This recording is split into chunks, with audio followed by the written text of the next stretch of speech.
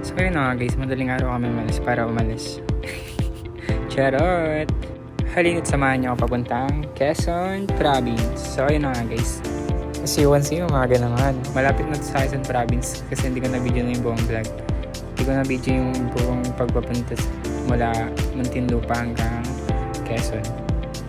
Ano raw? Hindi maintindihan? Tama ka na nga. Haha. So ayun na nga, nag-video na muna ako para makita nyo naman yung magandang tanawin sa Lucena, matatagpuan sa Quezon Province. So ayun, makikita nyo sunrise. Ayan, umaga na talaga. So ayan, sunrise. Yes, napakaganda naman talaga dito, Lucena. Grabe na. So ayan, makikita nyo konting pasilip. Kitang-kita nyo naman yung video kanina.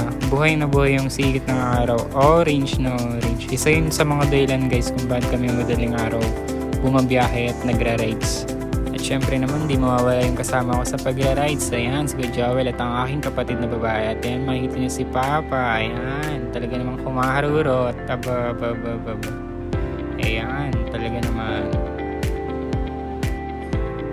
As you can see, no, papunta namin dito sa Sigsag. Ayan, papasok namin dito sa Sigsag. Ayan, makikita nyo yung mga puno-puno na yan. Papasok yan sa Sigsag. Mamaya ay kami aakyat. Aakit kami at patungo sa itaas. At makikita ang magandang tanawin na yan. Talaga naman yung dalawa. Ay.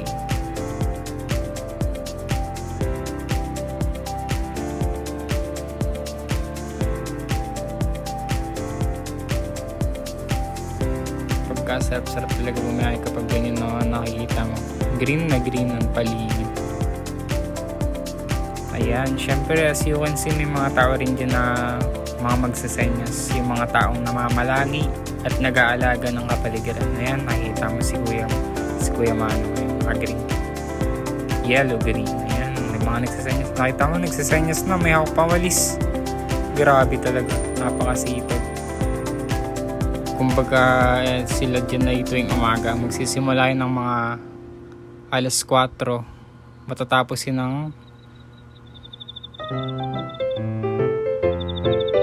anong oras yan matatapos? Mga alas 8. Ayan, mga alas 10. Ganon. Grabe talaga, napakasipag. Syempre di sila mawawala dyan dahil para iwas sa aksidente na rin. Ayan, makikita nyo pagkalaki-laki mga puno. At malapit na rin din yung hinihintay ko. Yung paakyat na. Yung sa Sigsag. Kung saan tinatawag na Bitukang Manok. Bitukang Manok ng Quezon Province sa Timonan. Aba, ay talaga naman. Ayan na. Siyempre di mawawala dito yung mga rumorondong polis, no? Para na rin sa kaligtasan ng lahat.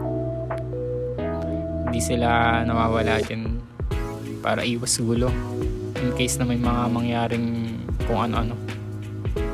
Ayan na nga ang hinahantay ko, yung Quezon National Forest Park 1969. Ayan, ginawa siya noong 1969 at lalong pinaganda yan. Kita nyo may mga kulay-kulay.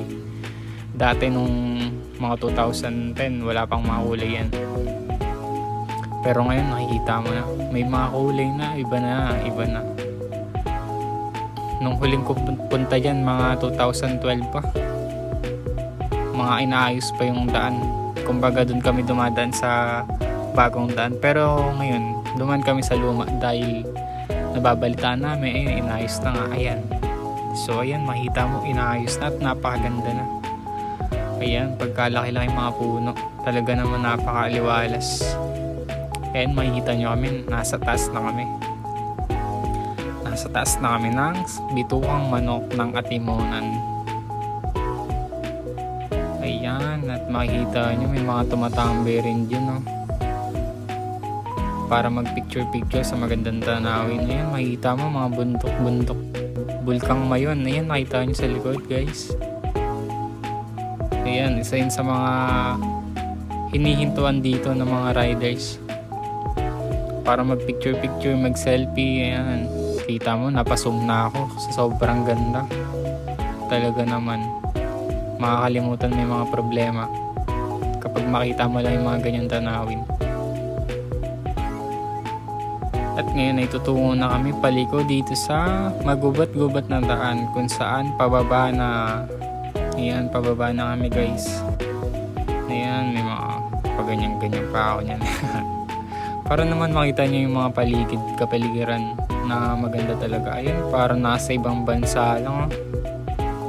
Grabe naman talaga, para nasa Bohol. Ayan ang Bohol ng Atimonan, Quezon.